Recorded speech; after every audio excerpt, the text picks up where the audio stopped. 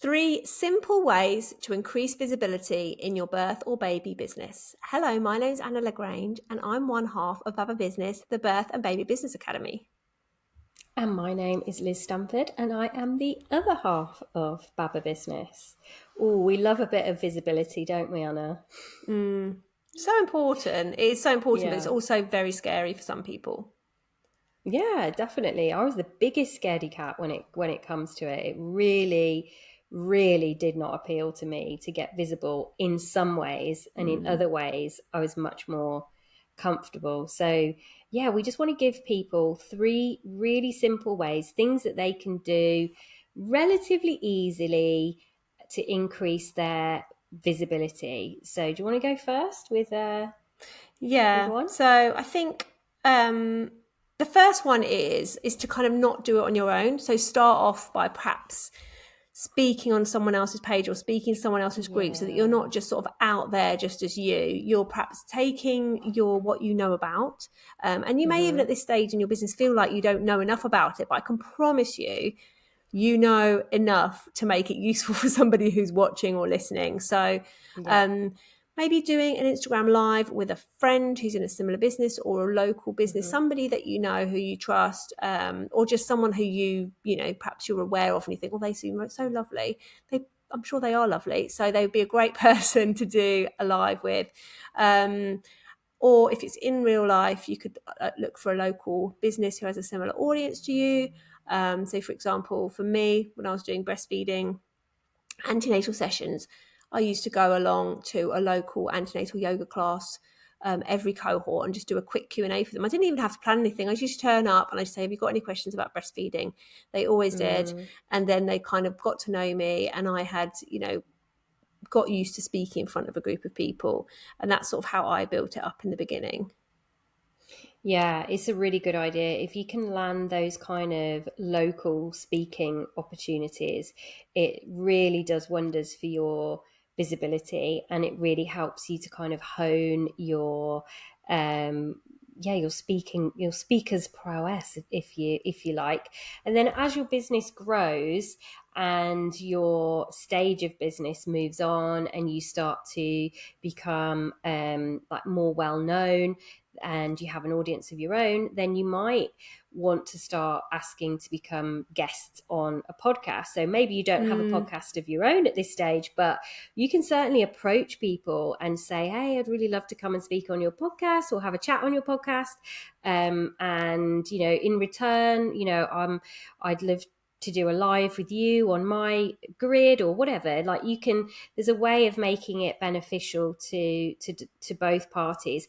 And podcasts are great because they just stay there forever. And then, when someone kind of comes across that podcast, they might come across your particular episode. I have people getting in touch who've listened to podcast episodes I've recorded a few years ago to say, oh, I heard you speaking on this podcast and I really liked what you had to say. And then, I've even had people book onto my training because they've listened to me on a podcast. So it can be really well worth doing. But equally, as your business grows, really getting those opportunities to be speaking in front of other people's audiences continues to be really, really important, because it helps to grow your audience and it helps to increase your levels of visibility. So yeah, that one is definitely a good one. The thing that I would like to maybe focus on a little bit is going live on your own like Facebook page or Instagram grid or in a Facebook group.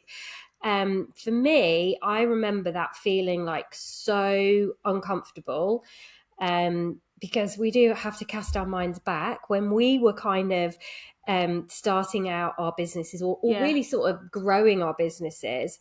That was when this new kind of Facebook live thing arrived, and I remember a lot of people just like being like, wow, this is amazing, we can reach so many more people, and we can let people know who we really are and what we're like. And I remember being like, oh no, I really don't want to do that.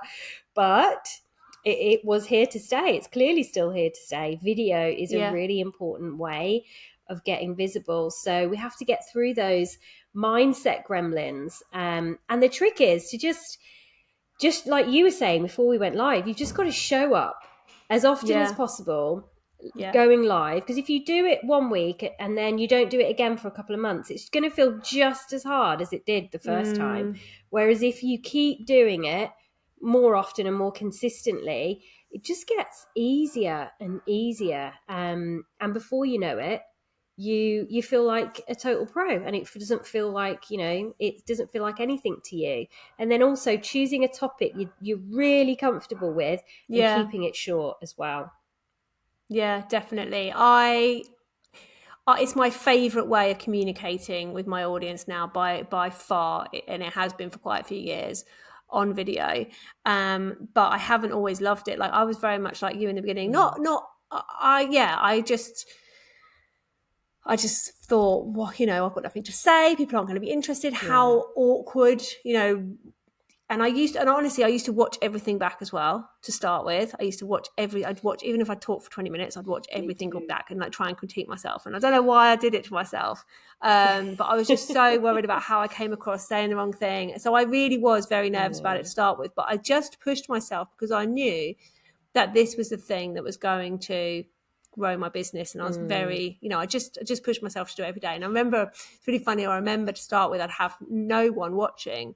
So I was like, getting used to no one watching. So I just became a standard thing that I just talked to an empty room and no one was there. And I thought, if someone watches it later, it'll be fine. And then I remember when people, obviously things grew and my algorithm started growing or started prioritizing me on Facebook. And I remember sort of like get people watching and I sort of like, oh God, I'm so used to speaking to people when there's no one, they're speaking to nobody. And now people are here to the point where, then I remember doing one of my first webinars and I had like something like 120 people on there, and and then I just had to go for it. I had to remind myself, like, this is just like speaking to nobody.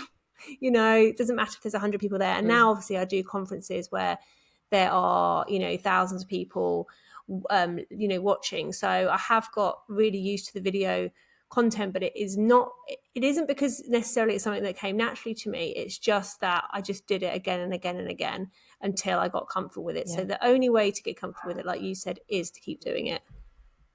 Unless you're like a natural born public speaker and that's just your thing, in which case, like, what are you waiting for?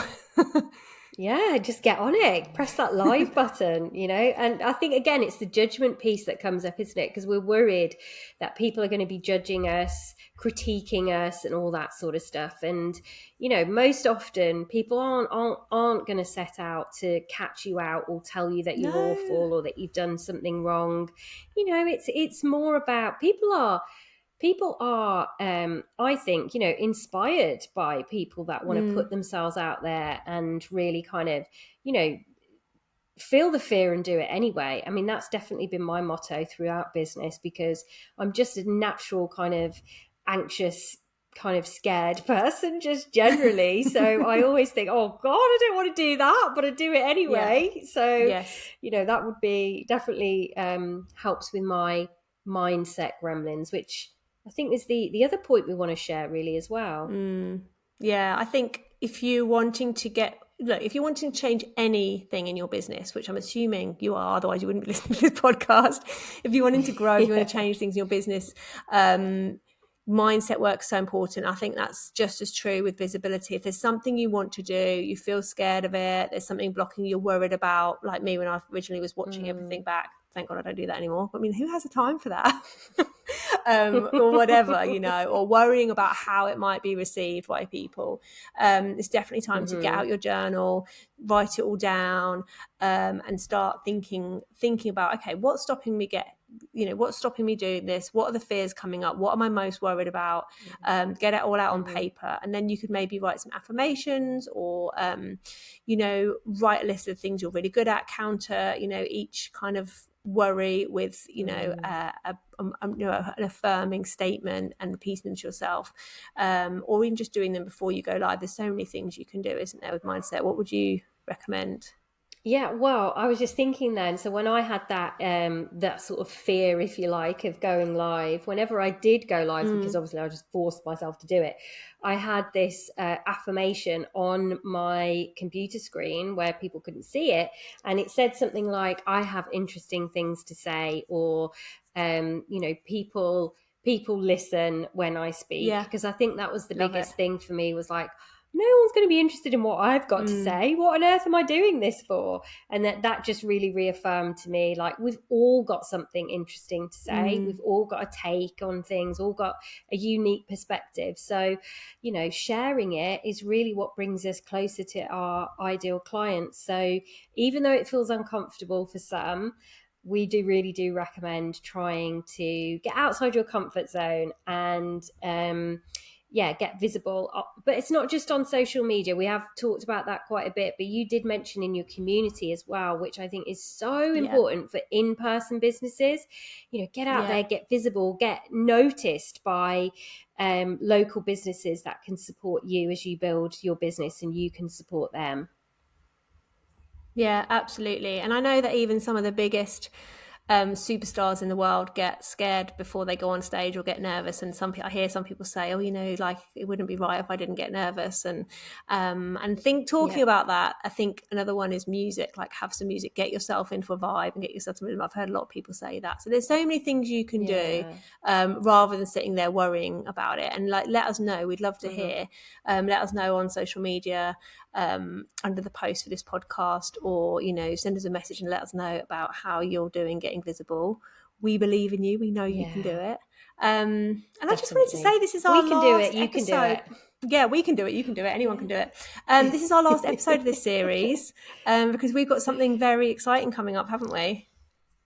I'm so excited about this. Yeah, definitely. So we have been secretly, or not so secretly, recording new podcast episodes with some of the most inspiring, successful, influential birth and baby businesses out there. And honestly, we've had some really brilliant chats. We're actually doing a recording in 10 minutes with somebody else in a minute. I mean, me and Anna were just saying earlier that our go-to statement to our families at the moment is, I'm just recording a podcast, because we have so many amazing guests to interview. So that series is coming out. First one is dropping on June the 3rd, and then it'll be weekly thereafter for at least 11 weeks. We think we're going to see how it goes beyond that point. So we would really love you to sign up for the new podcast. If you just sign up via the show notes, then we'll make sure that you get a reminder to listen to at least the first episode of the podcast. Yeah, I can't wait to start sharing with you everything that we've been listening to. It's been amazing so far. And also, don't forget that if you've enjoyed this episode, please go and give us a review, subscribe to our show, either on YouTube or on wherever you listen to your podcasts, and share us with your friends and your colleagues so that we can get more people listening to this podcast. And thanks for listening. Definitely. Thank you. Bye.